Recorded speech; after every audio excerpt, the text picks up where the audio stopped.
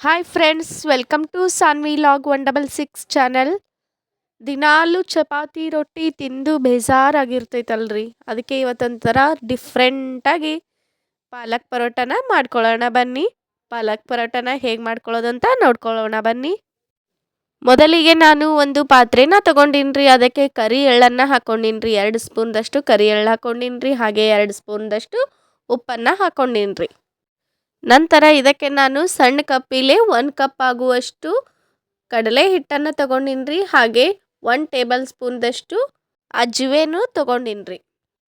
ಆಮೇಲೆ ನಾನು ಗೋಧಿ ಹಿಟ್ಟನ್ನು ತೊಗೊಂಡಿನ್ರಿ. 10 ಪರೋಟ ಆಗುವಷ್ಟು ಗೋಧಿ ಹಿಟ್ಟನ್ನು ತೊಗೊಂಡಿನ್ರಿ.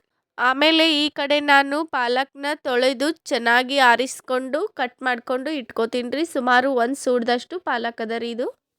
ನಂತರ ಇದನ್ನು ಮಿಕ್ಸಿ ಜಾರಲ್ಲಿ ಹಾಕೊಳ್ತೀನಿ. ಹಾಗೆ ಖಾರಕ್ಕೆ 4 ಮೆಣಸಿನಕಾಯಿ, 1 ಬೌಲ್ದಷ್ಟು ಕೊತ್ತಂಬರಿ ಕೂಡ ಇದರಲ್ಲಿ ಹಾಕ್ಕೊಳ್ತೀನಿ. ಹಾಗೆ ರುಚಿಗೆ ತಕ್ಕಷ್ಟು ಉಪ್ಪನ್ನು ಹಾಕ್ಕೊಳ್ತೀನಿ. ಆಮೇಲೆ ನಾನು 1 ಸ್ಪೂನ್ದಷ್ಟು ಉದ್ದಿನಬೇಳೆ ನೆನೆ ಇಟ್ಟಿದ್ದೆ ಫ್ರೆಂಡ್ಸ್, ಇದನ್ನು ಕೂಡ ಹಾಕ್ಕೊಳ್ತೀನಿ. ಈ ಉದ್ದಿನಬೇಳೆ ಹಾಕ್ಕೊಳ್ಳೋದ್ರಿಂದ ಪರೋಟ ಯಾವಾಗಲೂ ಸಾಫ್ಟಾಗೆ ಇರ್ತಾವ್ರಿ. ನಂತರ ಈ ಮಿಶ್ರಣನ ನಾನು ಮಿಕ್ಸರ್ನಲ್ಲಿ ಸಣ್ಣಗೆ ಗ್ರೈಂಡ್ ಮಾಡ್ಕೊತೀನಿ. ನೋಡಿರಿ ಎಷ್ಟು ಚಂದ ಸಣ್ಣಗೆ ಗ್ರೈಂಡ್ ಮಾಡ್ಕೋಬೇಕಂದ್ರೆ ಪೂರಾ ಸ್ಮ್ಯಾಶ್ ಆಗಿರ್ಬೇಕ್ರಿ. ಆ ರೀತಿಯಲ್ಲಿ ಗ್ರೈಂಡ್ ಮಾಡ್ಕೋಬೇಕ್ರಿ. ನೋಡಿರಿ ನಿಮಗೆ ತೋರಿಸ್ತಾ ಇದ್ದೀನಿ ಒಂದ್ಸತ. ಈ ರೀತಿಯಲ್ಲಿ ಗ್ರೈಂಡ್ ಆಗ್ಬೇಕ್ರಿ. ನಂತರ ಈ ಮಿಶ್ರಣನ ನಾನು ಹಿಟ್ಟಲ್ಲಿ ಕಲಿಸ್ಕೊಳ್ತೀನಿ. ನೋಡಿರಿ ಸ್ವಲ್ಪ ಸ್ವಲ್ಪನೇ ಹಾಕಿ ಚೆನ್ನಾಗಿ ಕಲಿಸ್ಬೇಕ್ರಿ. ಒಮ್ಮೆಲೆ ಹಾಕೋದ್ರಿಂದ ಹಿಟ್ಟು ಭಾಳ ಹಳಸಾಗ್ಬಿಡುತ್ತೆ. ಹಾಗಾಗಿ ಸ್ವಲ್ಪ ಸ್ವಲ್ಪನೇ ಹಾಕಿ ಚಂದಾಗೆ ಚಪಾತಿ ಹಿಟ್ಟಿನ ಹದಕ್ಕೆ ಕಲಿಸ್ಕೋಬೇಕ್ರಿ. ನೋಡಿರಿ ಎಷ್ಟು ಚಂದ ಕಲಸಿನ್ರಿ.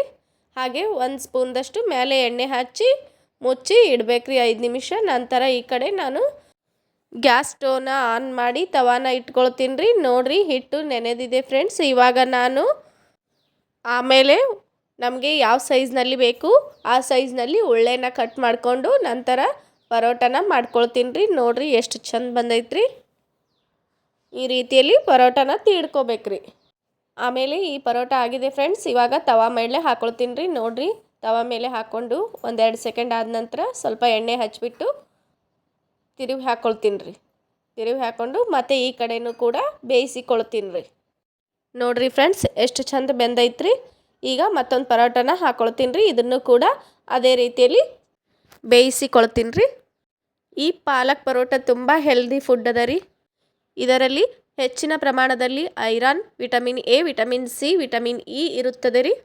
ಇದು ರಕ್ತದಲ್ಲಿನ ಹಿಮೋಗ್ಲೋಬಿನ್ ಹೆಚ್ಚಿಸಲು ಸಹಾಯ ಮಾಡುತ್ತದೆ ರೀ.